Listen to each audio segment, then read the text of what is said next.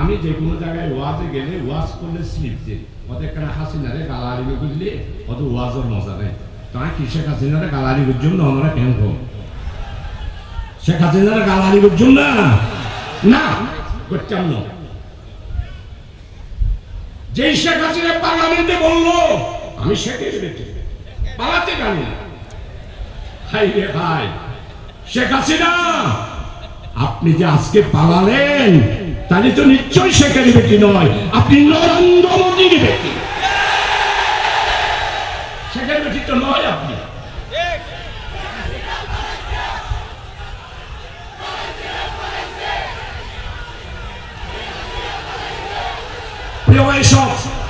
আর আমার সময় নেই, 8টা বাজে আমার নামাজ হবে। বাংলাদেশের অর্থনীতি গঠন করার জন্য রাসূলুল্লাহ সাল্লাল্লাহু আলাইহি ওয়াসাল্লামের ইসলামী অর্থনীতিতে চলে যেতে হবে। সামাজিক সংস্কার করার জন্য বৈষম্য বিরোধী ছাত্র আন্দোলনের ভাইরা যেই 9 দফা দিয়েছে সেই 9 দফায় চলে যেতে হবে।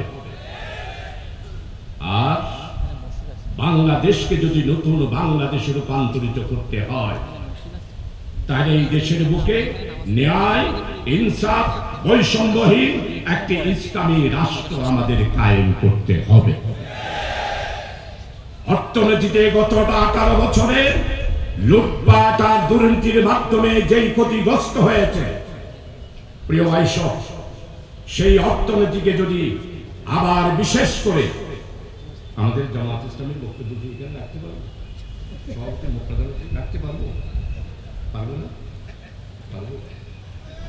আমাদের জামাত ইসলামী স্টেজ যখন পেয়ে গেছি, জামাত ইসলামের কথা তো বলতেই হবে, আরো মাইকও পাইছি। আমাদের জামাত ইসলামী আমির জামাত বাংলাদেশের নেতা নয়, উনি এখন বিশ্ব বরেণ্য একজন রাজনৈতিক নেতা এবং ইসলামী আন্দোলনের নেতা। ওনার 3টা বক্তব্য এখন গবেষণা হচ্ছে। একটা হলো আলেম ওলামাদের ঐক্য, 2 হলো সংখ্যালঘু আর সংখ্যাগুরু, হিন্দু মুসলিম বৌদ্ধ খ্রিস্টান, সংখ্যালঘু আর সংখ্যাগুরু নেই, আমরা সবাই বাংলাদেশের নাগরিক। এই বক্তব্যগুলো এখন বিশ্বে গবেষণা হচ্ছে। অনেকেই বলছেন, ডক্টর শফিক সাহেব মাফ করে দিয়েছেন, ভাই জামাত ইসলামীকে বুঝতে স্বাধীনতার পর যখন বলা হলো জামাত ইসলামী ভুল করেছে, মাপ চাইতে হবে, জামাত বলে না। বঙ্গবীর কাদের সিদ্দিকী বলল 71-এ জামাত যা করেছে আমরা বুঝতে পারি নাই, 50 বছর পরে সেটা আজকে বুঝতে পারছি। আজকে ডক্টর শফিক সাহেবের কথা যারা এখনো বুঝতে পারেন না, আগামী 15 বছর পর বুঝতে পারবেন ডক্টর শফিক সাহেব জামাতের আমিরে জামাত কেন বক্তব্য এটা রেখেছে। বাস, আর দীর্ঘ বক্তব্য নয়, প্রশাসনিক ব্যাপারে বলতে চাই। রাসূলুল্লাহ সাল্লাল্লাহু আলাইহি ওয়াসাল্লাম এই পৃথিবীতে এসেছিলেন মানবতার মুক্তির জন্য, মানবতার কল্যাণের জন্য। আল্লাহ তাআলা ঘোষণা করেছেন, আমি আমার নবীকে পাঠিয়েছি, ওয়া মা আরসালনাকা ইল্লা রাহমাতাল লিল আলামিন। আল্লাহ তাআলা নিজে বলেছেন, আমি আমার নবীকে পাঠিয়েছি যদি তোমরা মুক্তি পেতে চাও, কুল ইন কুনতুম তুহিব্বুনাল্লাহ ফাত্তাবিউনি ইউহিব্বুকুমুল্লাহ। আমার রাসূল আজ থেকে 1500 বছরে পৃথিবীতে এসেছেন। নবী মুহাম্মদ রাসূলুল্লাহ সাল্লাল্লাহু আলাইহি ওয়াসাল্লাম পৃথিবীতে আসার আগে আল্লাহ তাআলা রাসূলের আগমনী সম্পর্কে 1,24,000 কি মতান্তরে 2,36,000 পয়গম্বর আলাইহি ওয়াসাল্লামকে এই দুনিয়াতে পাঠিয়েছেন। সমস্ত নবী ঘোষণা দিয়েছেন, আখেরি পয়গম্বর নবী মুহাম্মদ রাসূলুল্লাহ সাল্লাল্লাহু আলাইহি ওয়াসাল্লাম আমি নবী চলে যাওয়ার পর সর্বশেষ নবী মুহাম্মদ রাসূলুল্লাহ সাল্লাল্লাহু আলাইহি ওয়াসাল্লাম দুনিয়াতে আসবেন। এই জন্য আমার নবীকে বলা হয় আখেরি পয়গম্বর, সাইয়্যিদুল আম্বিয়া। সমস্ত ইমাম আম্বিয়া আলাইহিস সালাম যেহেতু নবীর আগমনের বার্তা দিয়েছেন, সেই জন্য আমার নবী হলো ইমামুল আম্বিয়া। সম্মানিত উপস্থিতি, আজকে আমরা লালদিঘির ময়দানে রাসূল আকরাম সাল্লাল্লাহু আলাইহি ওয়াসাল্লামের শানে বাংলাদেশ ইসলামী ছাত্র শিবির রাসূলুল্লাহ সাল্লাল্লাহু আলাইহি ওয়াসাল্লামের জীবন চরিত আলোচনা করার জন্য যুবক মুহাম্মদ সাল্লাল্লাহু আলাইহি ওয়াসাল্লাম আরবের আইয়ামে জাহেলিয়াতের যুগে কিভাবে সংস্কার করেছেন, কিভাবে তৎকালীন জাহেলিয়াতের যুগে কথাবার্তা বলেছেন, এইগুলো যুবকদের মাঝে দাওয়াত পৌঁছানোর জন্যই আজকের এই মাহফিল ছাত্র শিবির আয়োজন করেছে। প্রিয় ভাই সব, আমার নবী এই দুনিয়াতে এসেছিলেন জালেমদের বিরুদ্ধে, জুলুমের বিরুদ্ধে, অন্যায়ের বিরুদ্ধে, অত্যাচারের বিরুদ্ধে, দুর্নীতিবাজদের বিরুদ্ধে, লুটপাটের বিরুদ্ধে, হত্যাকারীদের প্রতিশোধ নেওয়ার জন্য আমার নবী মুহাম্মদ সাল্লাল্লাহু আলাইহি ওয়াসাল্লাম পৃথিবীতে এসেছিলেন। আমার নবীর জীবন থেকে কোনো অংশ বাদ দেওয়া যায় না। আজকে যারা আমার নবী থেকে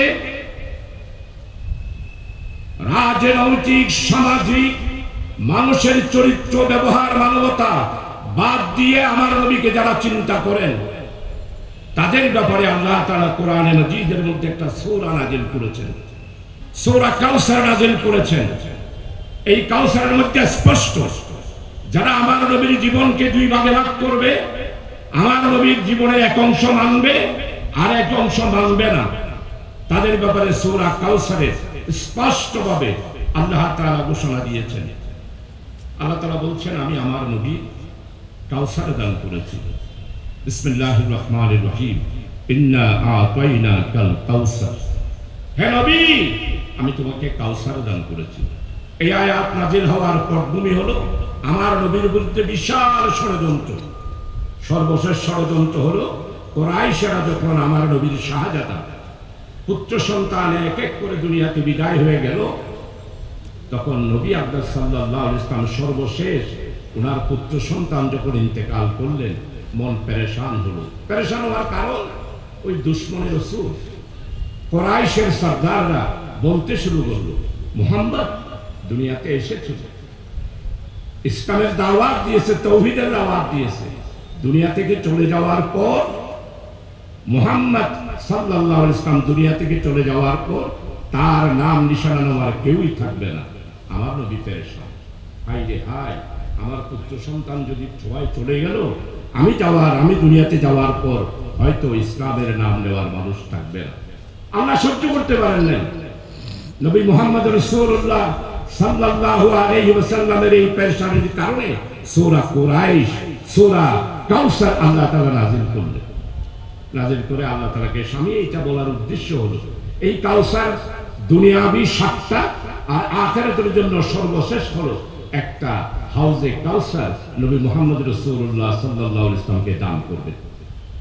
সেই হাউজে কাউসার থেকে যারা একবার পানি পান করবে, শেষ বিচারের দিন জান্নাত এবং জাহান্নামে যাওয়ার আগ পর্যন্ত এই সময়ের মধ্যে যারা হাউজে কাউসারের পানি পান করবে, তাদের পিপাসা লাগবে না। হাউজে কাউসারের বর্ণনা, পানি হলো দুধের মতো সাদা, আর হাউজে কাউসারের পানি হবে মধুর মতো মিষ্টি। এই মধুর মিষ্টির বিবরণ ইবনে কাসিরের মধ্যে, জালালাইনের মধ্যে, তাফসীরুল কোরআনের মধ্যে বিস্তারিতভাবে এসেছে। এই মিষ্টি হবে পৃথিবীতে যত মধু আল্লাহ তাআলা সৃষ্টি করবেন, সমস্ত মধুর চেয়েও মিষ্টি হবে হাউজে কাউসারের পানি। সুবহানাল্লাহি ওয়া বিহামদিহি। এই হাউজে কাউসারের পানি ছাত্র শিবির পান করবে। কি পান করবেন না আপনারা? এই পানি ছাত্র শিবিরের জন্য। যারা ইসলামের দুশমন, যারা ইসলামের নাম ব্যবহার করে ধর্ম নিরপেক্ষতা, তাদের জন্য হাউজে কাউসারের পানি নয়। কেমন? আমরা সবাই গিয়ে পানি খাবো, রাসূল আকরাম সাল্লাল্লাহু আলাইহি ওয়াসাল্লাম হাউজে কাউসারের মধ্যখানে বসা থাকবে। ছাত্র শিবিরের সভাপতি একটা পতাকা নেবে হাতের মধ্যে। আমাদের মহানগরী উত্তরে সভাপতি সেও একটা পতাকা নেবে।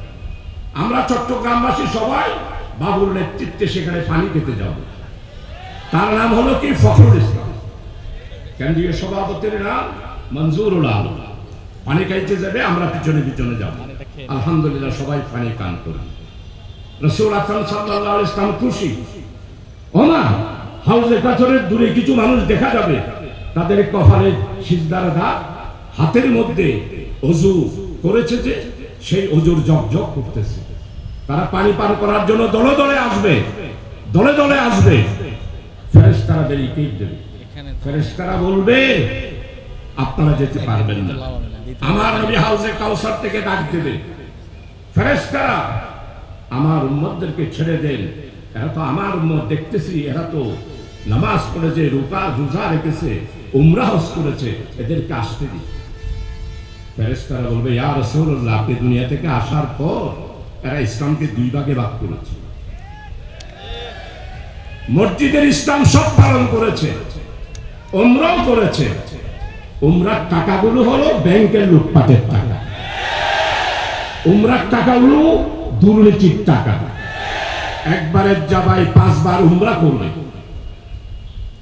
আমার নবীকে যখন এগুলো বলা হবে, আমার নবী ডাক দিয়া বলবে সহকান সহকান সহকান, দূর হয়ে যা, দূর হয়ে যা। এরা কারা বুঝতে পেরেছেন তো? এরা কারা বুঝতে পেরেছেন তো? দুর্নীতির টাকা দিয়ে যারা উমরা হজ করে, আমার দেশের গরিব মানুষের টাকা, ব্যাংকের টাকা লুটপাট করে নিজের স্ত্রীকেও নিয়ে যায়। তাওফের মাঠে তাদের স্ত্রীরা লিপস্টিক দিয়ে তাওয়াফ করে। 1000 বার উমরা করতে পারেন, আমি ফতোয়া দিয়ে যাচ্ছি এই উমরাকারীদেরকে হাউজে কাউসারে ওই যে সহকান সহকান বলে দুনিয়ে দেওয়া হবে। এরাই হলো সেই সমস্ত মানুষেরা এবং নাগরিকেরা। প্রিয় ভাই, আমাদের ইসলামকে নিয়ে 18টা বছর আমরা উমরা করেছি। কোথায় পাইছি উমরার টাকা? ব্যাংক লুটপাট, দুর্নীতি, মানি পাচার, এটার মাধ্যমে বাংলাদেশকে একটি জাহান্নামে পরিণত করেছে বিগত আমাদের যারা সরকারে ছিল। প্রিয় ভাই, সব ছাত্র শিবিরের কি অপরাধ ছিল? ছাত্র শিবির তো রাজনৈতিক দল নয়। ছাত্র সংগঠনে ইসলাম এবং কোরআনে নবী মুহাম্মদ রাসূলুল্লাহ সাল্লাল্লাহু আলাইহি ইসলামের রেখে যাওয়া মিশনের দাওয়াত দেওয়ার জন্যই ইসলামী ছাত্র শিবির প্রতিষ্ঠা লাভ হয়েছিল 1977 সালের 6 ফেব্রুয়ারি। প্রতিষ্ঠা লগ্ন থেকে ছাত্র শিবিরের 400 স্কুল, কলেজ, ইউনিভার্সিটিতে আমার প্রিয় তরুণ ভাইয়েরা রক্ত দিয়েছে। সর্বশেষ বিগত সরকার, হ্যাঁ, জামাত ইসলামীকে আগেও ব্যান করেছেন, এখনো ব্যান করেছেন। আমরা লড়াই করব আমাদের নিষিদ্ধ ঘোষিত পার্টিকে আবার জনগণের কাছে আনতে। ছাত্র শিবির ক্ষমতার জন্য প্রতিষ্ঠা হয় নাই। বাংলাদেশ ইসলামী ছাত্র শিবির সরকার গঠন করার জন্য প্রতিষ্ঠিত হয় না।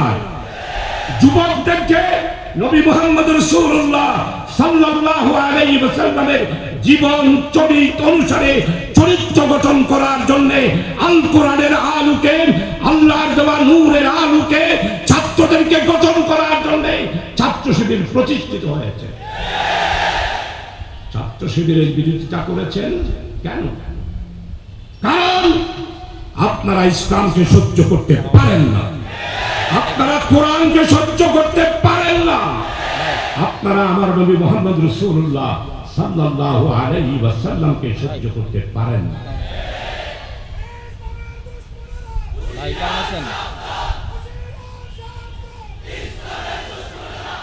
প্রিয় ভাই, সব বাংলাদেশ ইসলামী ছাত্র শিবিরকে 1 আগস্ট জামাত ইসলামের সাথে নিষিদ্ধ ঘোষণা করেছেন। পারেছেন? নিষিদ্ধ রাখতে পেরেছেন? পারেন নাই। আল্লাহ তাআলা মেহেরবানি করে, দয়া করে, এটা হলো ছাত্র শিবিরের কারামত। আমি চট্টগ্রামবাসীর সবাইকে বলতে চাই, কারামত খোঁজার জন্য আর কোথাও যেতে হবে না। কারামত খোঁজার জন্য বাংলাদেশ ইসলামী ছাত্র শিবিরের পতাকা তলে সমবেত হোক। 1 তারিখ বেআইনি ঘোষণা করলো নিষিদ্ধ, 1 তারিখ গেল, 2 তারিখ গেল, 3 তারিখ গেল, 4 তারিখ, 1 তারিখ 4:30টায় নিষিদ্ধ ঘোষণা হলো। আর 5 তারিখ 4:30টার সময় যিনি ঘোষণার সিদ্ধান্ত দিয়েছিলেন উনি বাংলাদেশ ছেড়ে চলে যেতে হবে। আরে বাবা, আমরা 18 বছর সহ্য করলাম, হত্যা করলেন, গুম করলেন, আয়না করে দিলেন, নির্যাতন দিলেন, মামলা দিলেন, ছাত্র শিবিরের ইসলামী বিশ্ববিদ্যালয় কুষ্টিয়ার ছাত্র গুম করলেন, আয়না করে দিলেন, হত্যা করলেন। আমরা 18 বছর সহ্য করলাম। ওরে বাপের বাটি শেখ হাসিনা 20 মিনিট সহ্য করতে পারলেন না। আজকে ছাত্র শিবিরের মঞ্চ থেকে রাসূলুল্লাহ সাল্লাল্লাহু আলাইহি ওয়াসাল্লামের শানে আয়োজিত মাহফিলে সিরাতুল নবী থেকে স্পষ্ট বলতে চাই, 14 দল আমির হোসেন আমো পত্রিকায় দেখলাম সে নাকি জুতা কিনে আনতো লন্ডন থেকে, গুইয়াফের চামড়া দিয়ে নাকি জুতা সেলাই করতো, জুতা তৈরি করতো। আর আমাদের চট্টগ্রামের আরেকজন যার লন্ডনে 185টা আমরা হচ্ছেন শাহজাহান চৌধুরী অনেক সিরাত মাহবিল 3টা হচ্ছে ইন আর রসুল হইয়ে দেন 14 বছর আগে ইন হইতে। আর নবী এই সমস্ত জালেম জুলুমবাজ দুর্নীতির বিরুদ্ধে 1500 বছর আগে মদিনায় মুনাওয়ারাতে এই বক্তব্য করে রেখেছেন। পড়েন মদিনার চাটাস পড়েন। 14 দল, রাশেদ খান মেনন, মতিয়া চৌধুরী, আমির হোসেন আমু, এরপরে আরেকজন আছেন মিরসরায় বড়ুয়াশা, লোক নাই জন নাই, ফাজানত দফাড়া মন্ত্রী ও সহ মিলিয়া বলছে যে শুধু জামাত না শিবিরকে নিষিদ্ধ করতে হবে। তা আমিও আজকে ঘোষণা করতে চাই, মাননীয় উপদেষ্টা আপনি চট্টগ্রামের কিছু সন্তান নয়, সারা বিশ্বের নোবেল বিজয়ী ডক্টর ইউনূস, আপনার কাছে বাংলাদেশ ইসলামী ছাত্র শিবিরের সিরাত মাহফিলের দাবি করব, রাশেদ খান মেনন, মতিয়া চৌধুরী, তুফাইল আহমদ, আমির হোসেন আমু বাংলাদেশে যেন আর রাজনীতি করতে না পারে। অতি সত্য তাদেরকে গ্রেফতার করে কারাগারে নিয়ে বিচারের আওতায় এনে তাদেরকে ফাঁসির ব্যবস্থা করতে হবে। আপনারা বলতে পারেন সাংবাদিক বন্ধুরা আপনি ফাঁসি চাইলেন কেন?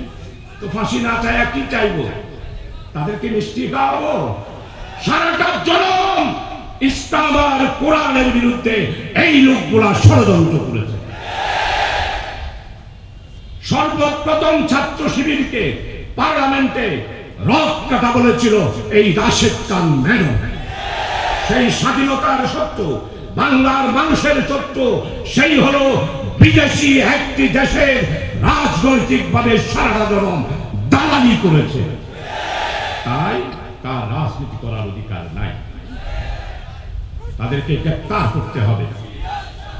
প্রিয় ভাই সব, আজকের এই মাহফিলে আমি আপনাদের খেদমতে আলোচ করতে চাই, যারা ব্যাংক লুট করেছে, যারা দুর্নীতিবাজ করেছে, সেই যেই হোক, আমি একটা নতুন দাবি সব জায়গায় করতেছি।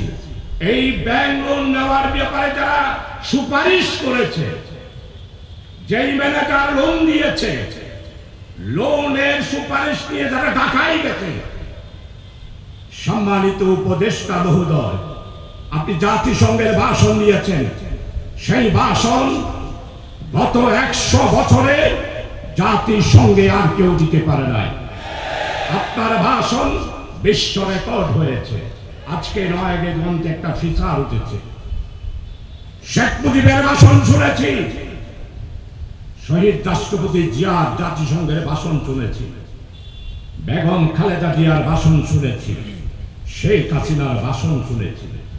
ডক্টর ইউনূস জাতিসংঘে যেই ভাষণ দিয়েছে, মানবতার মুক্তির জন্য, কল্যাণের জন্য, বাংলাদেশকে আগামী দিনে নতুন বাংলাদেশ করার জন্য যেই বক্তব্য দিয়েছে, এটা একটি ঐতিহাসিক বক্তব্য হয়েছে। যেই কথাটা বলেছিলেন, ন্যায়, ইনসাফ, বৈষম্য বিরোধী নতুন বাংলাদেশ গড়ার প্রত্যয় ঘোষণা করেছেন ডক্টর ইউনূস। আপনার কাছে দাবি করব, বাংলাদেশ ইসলামী ছাত্র শিবিরের বিরুদ্ধে যারা ষড়যন্ত্র করে, আপনি বলেছেন আপনি একটা ট্যাকটিক্যাল কমিটি জাতিসংঘে আনবেন, দুর্নীতিবাজদেরকে দরকার না, আর দেশের যারা ইনকোয়ারি করে ইত্যাদি আর উপদেশ চলে বিশ্বাস করলে বলে, কারণ যে যারা একটিয়া দিলে রুয়ে, দুটিয়া দিলে আর ইদে, তাহলে এদের দ্বারাই দুর্নীতিবাদ চিহ্নিত হওয়া সম্ভব নয়। টেকনিক্যাল কমিটি বিদেশ থেকে এনে ইনকোয়ারি করতে হবে। আর ছাত্র শিবিরের মঞ্চ থেকে বলতে চাই, ছাত্র শিবিরের 400 নেতা কর্মীদেরকে যারা হত্যা করেছে, প্রত্যেকটা হত্যার হুকুমের আসামি শেখ হাসিনা, প্রত্যেকটা হত্যার আসামি আওয়ামী লীগ। এদেরকে বিদেশ থেকে এনে বাংলাদেশের বিচারের আওতায় এনে তাদের ফাঁসির ব্যবস্থা করতে হবে। ছাত্র শিবির পানিতে ভেসে আসে নাই, কচুরি পানা নয়। এই শিবিরের সাথে সম্পর্ক নবী মুহাম্মদ রাসূলুল্লাহ সাল্লাল্লাহু আলাইহি ওয়াসাল্লামের মিশনের সাথে। আজকের প্রধানমন্ত্রী, আমি যে কোনো জায়গায় ওয়াজে গেলে ওয়াজ করলে স্লিপ দিই, ওদের কেন হাসিনারে গালাগালি করলে ওদের ওয়াজের মজা নেই। তাই কি শেখ হাসিনারে গালাগালি করছেন না? আমরা কেন শেখ হাসিনারে গালাগালি করছেন না? না, করতাম না। যেই শেখ হাসিনা পার্লামেন্টে বললো আমি শেখের বেটে, পালাতে জানি না। হাই রে ভাই, শেখ হাসিনা আপনি যে আজকে পালালেন, তাহলে তো নিশ্চয়ই শেখের বেটি নয়, আপনি নরেন্দ্র মোদীর বেটি। শেখের বেটি তো নয় আপনি।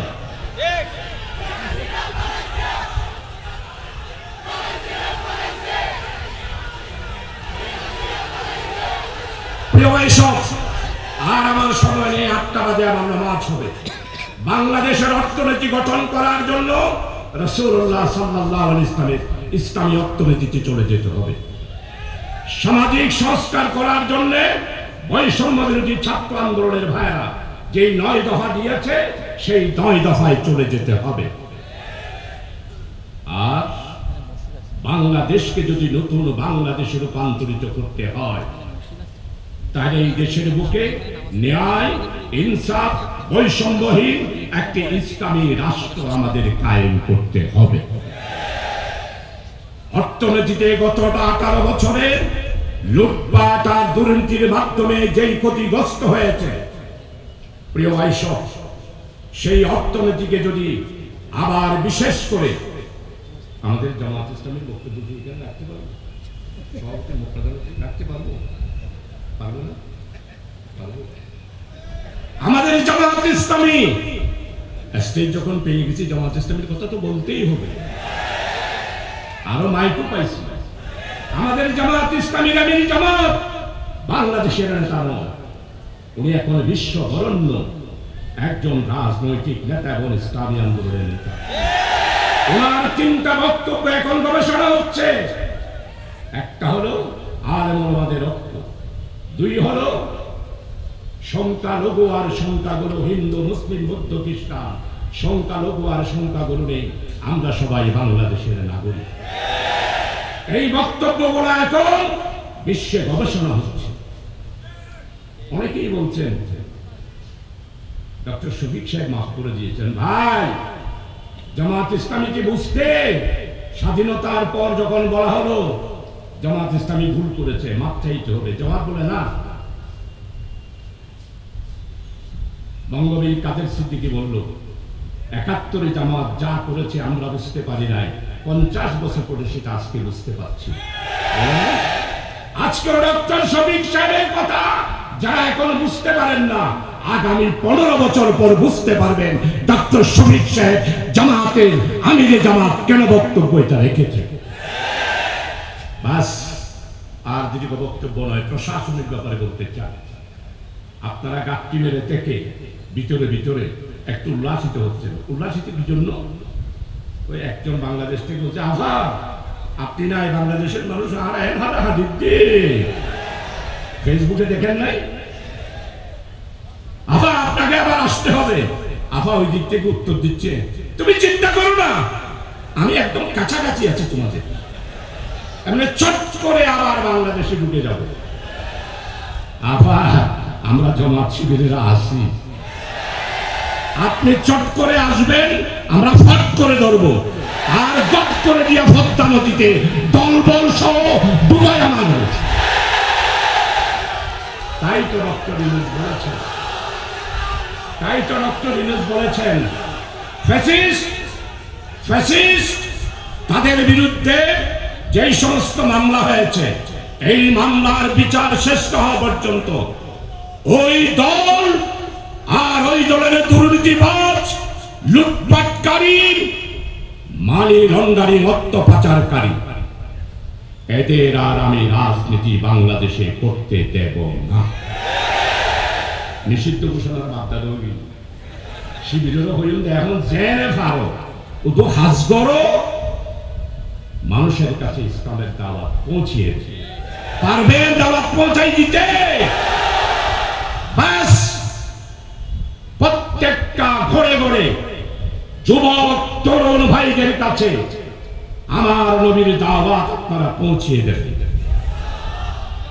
বাংলাদেশ ইসলামী ছাত্র শিবির একটি নাম নয়, বাংলাদেশ ইসলামী ছাত্র শিবিরের বয়স ৭৭ সাল থেকে নয়, ইসলামী ছাত্র শিবিরের বয়স হয়েছে বিদায় হজের ভাষণে নবী মুহাম্মদ রাসূলুল্লাহ সাল্লাল্লাহু আলাইহি ওয়াসাল্লাম যে ভাষণ দিয়েছিল, সেই দিন থেকেই ছাত্র শিবিরের জন্ম শুরু হয়েছে, ছাত্র শিবিরের ইসলামী আন্দোলনের যাত্রা শুরু হয়েছে। তাই প্রিয় ভাই সব আসুন, আমরা একটা কথা ঘোষণা করেছি, ব্যাংক লুটপাট সোজা কথা সালমানের প্রমাণ সব শিবিরের অবস্থা দেওয়ার নেই, খুশি নেই ডাক তো আগে গিয়ে জন্য তাই না বলি প্রিয় ভাই সব সালমানের প্রমাণ দরবেশ সাহ পত্রিকার কাটিং আমার কাছে আছে, হলমার্ক, শেয়ার বাজার কেলেঙ্কারি, এমন কোন কেলেঙ্কারি নাই যেটার সাথে সালমানের প্রমাণ জড়িত নাই। সালমান রহমান এন্ডুল্লা বিচু জর্তে জর দাগি নতো আসি বেড়াইলি দি আশ্চর্য ব্যাপার, একটা লঙ্গি আর একটা গামছা লইয়ে তারা বাপর দেশ হিন্দুস্তানত ফারাক ধরা পড়েছিল। মাননীয় উপদেষ্টা সালমানের প্রমাণের ভ্যাকসিন কোর সমস্ত সম্পত্তি, ব্যবসা বাণিজ্য, জমি জমা, গড়ি, জুতা, বালিশ, বাড়ির আসবাবপত্র সবকিছু বাজেয়াপ্ত করে সরকারের কোষাগারে জমা দিতে হবে। শুধু সালমানের প্রমাণের টাকাও যদি জমা নিতে পারি, তাই আমরা ক্ষমতায় গেলে 10 লক্ষ টাকা করে লেটারের প্রত্যেকটা জনগণকে দিতে পারবো। আমাদের ওয়াদা আওয়ামী লীগের মতো না, আওয়ামী লীগ বলছিল না 10 টাকা করে কেজি খাওয়া, গড়ে গড়ে 4টি দেব। কই আওয়ামী লীগের ভাইরা 10 টাকা তো চাল পাওয়াতে পারেন নাই, চাউলের দাম 50 থেকে 60 টাকা করে বাংলার মানুষ খেয়েছে। এই যে সমাজের বৈষম্য সময় নেই, শেষ করে দিচ্ছে। আসল বাংলাদেশকে যদি নতুন বাংলাদেশে রূপান্তরিত করতে চান, ছাত্র শিবির ছাড়া আর কোন পথ নেই। আজ পর্যন্ত একজন চাঁদাবাজ ছাত্র শিবিরে আপনারা দেখাতে পারবেন না। পুরো বাংলাদেশেই আমি চ্যালেঞ্জ করলাম, ছাত্র শিবির কোথাও কোন জায়গা দখল করেছে তার কোন প্রমাণ কোন প্রশাসন দিতে পারবে না। আলহামদুলিল্লাহ প্রশাসনের সাথে যোগাযোগ হয়, তারা বলছে আমরা চেয়ে রয়েছি, আসল ছাত্র শিবির আপনারাই বাংলাদেশের আগামী দিনের ভবিষ্যৎ, টোটাল প্রশাসন করছে। তাই প্রিয় ভাইসব, আর বক্তব্য নয়, ইনশাআল্লাহ ছাত্র শিবিরের ভাইদের আজকের এই সমাবেশে রাসূল খুদা সাল্লাল্লাহু আলাইহি ওয়াসাল্লাম আজকের এই মাহফিলের শানদার আল্লাহ তাআলা তুমি রহম করো, চট্টগ্রামের উপরে তুমি রহমত নাযিল করো, বন্দরকে তুমি রক্ষা করো, সিডিএকে রক্ষা করো, সিটি কর্পোরেশনকে রক্ষা করো। আমাদের চট্টগ্রামের জলবদ্ধতা, ছাত্র শিবিরের সম্মানিত সভাপতি এসেছে, নিশ্চয় উনি এই ব্যাপারে বলবেন। শুধু আজকে দোয়া করি, হে আল্লাহ, আমাদেরকে বাংলার মানুষকে যেভাবে আপনি একটি 5ই আগস্ট দিয়ে একটি নতুন বাংলাদেশ আমাদেরকে স্বাধীনতা দিয়েছেন, আল্লাহ তোমার কাছে দোয়া করি প্যালেস্টাইনের মুসলমানদেরকে একটি 5ই আগস্ট তুমি দান করো, কাশ্মীরের মুসলমানদেরকে আর একটি 5ই আগস্ট দান করো, আরকানের মুসলমানদেরকে আর একটি 5ই আগস্ট দান করো। পরিশেষে বলতে চাই, আমার ছেলে আবরার কি অপরাধ করেছিল, ওই ছাত্রলীগের পেটুয়া সদস্য পায়নি। ইঞ্জিনিয়ারিং বিশ্ববিদ্যালয়ে আমার ছাত্র আবরারকে পিটিয়ে পিটিয়ে হত্যা করে তাকে শেষ পর্যন্ত নিহত করে নালার মধ্যে ফেলে দিয়েছিল। আজকে উপদেষ্টার কাছে দাবি করব, আমার আবরার সহ বৈষম্য বিরোধী ছাত্র আন্দোলনের 1581 জন ছাত্র যাদেরকে হত্যা করেছে তাদের প্রধান আসামি শেখ হাসিনা, তাকে বাংলাদেশে এসে শেখ হাসিনাকে ফাঁসির কাস্টে ঝোলানোর কথা বলে সবাইকে ঐক্যবদ্ধতার আহ্বান দিতে আমার বক্তব্য এখানে শেষ করছি। আল্লাহ হাফেজ। বাংলাদেশ জিন্দাবাদ, ইসলামী ছাত্র শিবির জিন্দাবাদ। আসসালামু আলাইকুম ওয়া রাহমাতুল্লাহ ওয়া আখিরি দাওয়ানা আলহামদুলিল্লাহি রাব্বিল আলামিন। আসসালামু আলাইকুম ওয়া রাহমাতুল্লাহ।